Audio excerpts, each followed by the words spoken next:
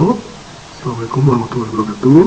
Jadi hari ini kita akan mempelajari bagaimana cara mencari validasi dari sebuah item soal ataupun butir angket dengan menggunakan SPSS.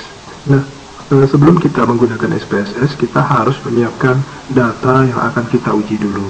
Nah, Anda yang pertama siapkan datanya. Ini saya sudah siapkan, di mana ini adalah contoh data penelitian dari angket motivasi belajar, ya. Sehingga ini angket ini nanti kita akan buat ke dalam SPSS. Ini dia, ini adalah nomor responden, ada 15 responden atau 15 siswa yang mengisi angket. Kemudian ini dia hasil angketnya. Ini angketnya ini diperoleh dari menggunakan skala Likert, di mana isi jawaban angketnya ada 5 respon, yaitu mulai dari sangat setuju 5, setuju 4, netral 3, tidak setuju 2, sangat tidak setuju 1, sehingga maka nilai di sini pasti antara kelima respon tersebut. Nah, ini adalah skor totalnya. Oke, baik, setelah kita punya data yang akan diuji, kemudian kita membuka SPSS, ya. Ini dia SPSS, ya. Kemudian ketika kita buka ini, kita masuk dulu ke variabel view, ya. Nah, di variabel view ini kita mengganti dengan item, ya. Supaya dia benar, kita pindahkan dulu yang dari sini, kita ambil datanya saja, ya. Kita ambil datanya saja, kita copy, lalu kita buka SPSS, kita masukkan ke sini. Oke. Nah, saat kita buka seperti ini, kita masuk ke variable view. Di sini kita harus mengganti masing-masing nama di sini, ya. Jika ini kita mengganti menjadi item, ya.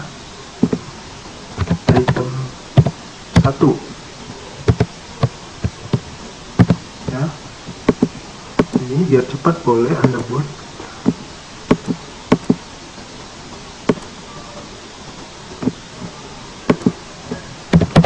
Item 2, item 3. Ini terserah, boleh menggunakan istilah lain juga boleh. 4, itu 5.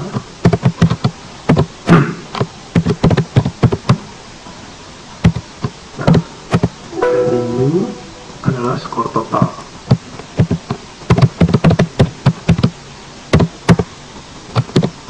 Skor. Nah, kemudian untuk yang desimal kita ubah semua menjadi 0.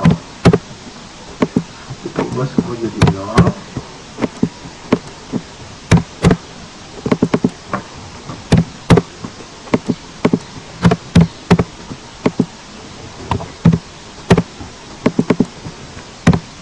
Oke, kemudian satu lagi yang kita ganti di sini adalah measure.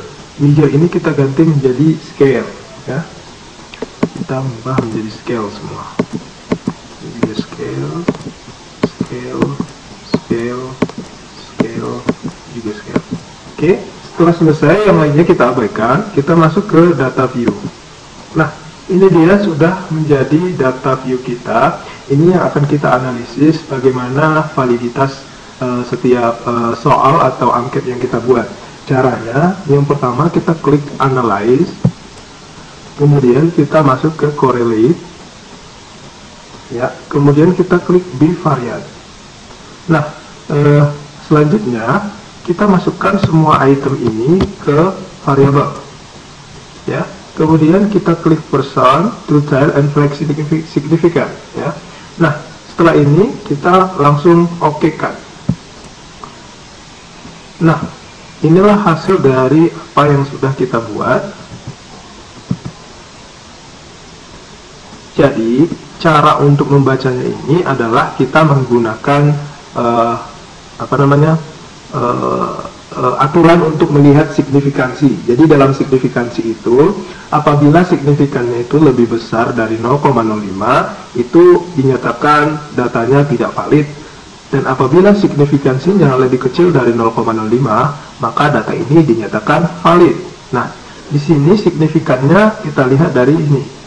Ini signifikan untuk item nomor 1 itu adalah 0,318. Nah, dalam hal ini berarti dinyatakan bahwa item nomor 1 ini tidak valid karena lebih besar dari 0,05.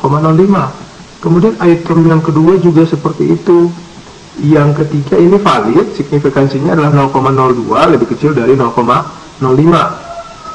Yang item nomor 4 juga valid, yang kelima ini tidak valid, ya.